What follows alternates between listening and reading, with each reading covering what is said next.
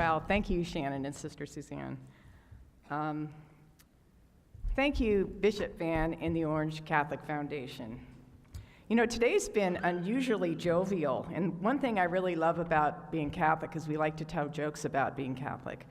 And I have one I'd like to share too. There was a group of kids lining up at the cafeteria of St. Madeleine's School for lunch.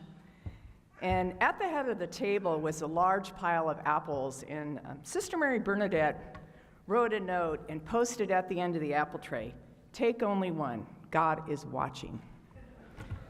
And then further along the lunch line at the other end of the table, there was a large pile of chocolate chip cookies.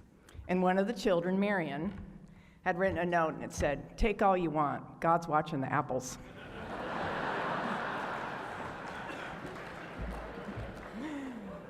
In all seriousness, it's very humbling to be singled out among so many worthy people in our diocese for this award. And I accept this award with gratitude on behalf of many of those who have helped me along the way and been such extraordinary influences in my life. And today I'd like to thank some of them and thank them for the gifts that they have given to me. First, my parents, who are right now, that communion of saints, they're probably celebrating right now, and they're very excited that that hard-headed teenager they raised may actually have turned out okay. Many of the things I hope they know that many of the things they tried to put in my head stuck. And I'm so grateful for their example and their persistence to teach me and all the love that they sent my way. I want to thank my husband, Chuck, who for 37 years has been my partner and my biggest fan. Without his encouragement, support, his love, his sense of humor, and his willingness to really partner in parenting, we never would have been able to have such an incredible family, and I certainly would never have been able to have the professional successes and opportunities that I've experienced. I want to thank my kids, their spouses, and my grandkids, who have always been the source of my inspiration. They're the ones who complete me, regularly humble me, help me keep my perspective, and bring me joy. Patricia, you're absolutely right. St. Joseph never gets his due, so I'm about to try to make up for that. I want to thank the Sisters of St. Joseph who have been extraordinary influences in my life. Sister Suzanne told you how they had taught me in grammar school. They also taught me in college. I have so many things that I remember about them that stuck with me. One of the most memorable was that you need to live your faith with joy. It's a happy, joyful thing that we experience in our Catholic faith. That whatever gifts you've been given, they really don't belong to you. They belong to the world, and you're expected to do good with them. And it was also a sister of St. Joseph who once took me to the campus of Cal State Fullerton, and she told me, "Look around. You belong in a place like this, and you can be anything you want to be." I never forgot that experience, and to this day, I carry that confidence with me. These women were my first role models of what a professional woman could and should be, especially a woman of faith.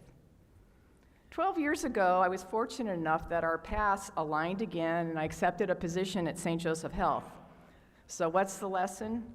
Once the Sisters of St. Joseph get hold of you, you're never, ever going to get away. No, really, this experience has so enhanced my own personal development and leadership.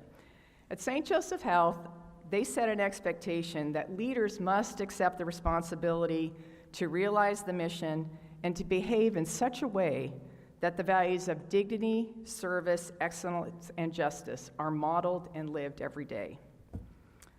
I want to thank the people of Providence St. Joseph Health, my leadership colleagues, the mentors I had there, especially Deborah Proctor, and the 106,000 strong who every day come to work to be the hands and heart of Jesus, to restore and heal, and to make this world a better place. That's a really awesome job description, and that's a reason to get up in the morning. It's been my great honor to be part of this ministry. As Joan Chittister once said, Clearly, for those whom the job and call are one, life is whole.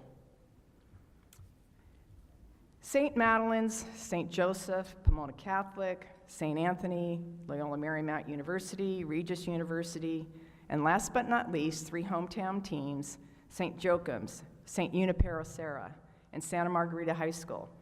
These are the Catholic schools that have touched my life and my family's life. And just in case the people at Mater Dei forgot what the colors an eagle wears, it is blue. It is blue. But anyway, because this event supports Catholic education for children in our communities, whose families really struggle to find the means to provide this kind of education, I want you to consider what you might do today. I was once one of those children. I remember my father had lost his job and my parents had to become remarkably resourceful. Our pastor had allowed my dad to cut the lawn of the parish so that my sister and I could stay in school. I may not be in front of you today had not my parents been so committed to Catholic education and our pastor so generous. Being grounded in the lessons I received as a child have made all the difference. So I leave you with this appeal. Be as generous as you can be.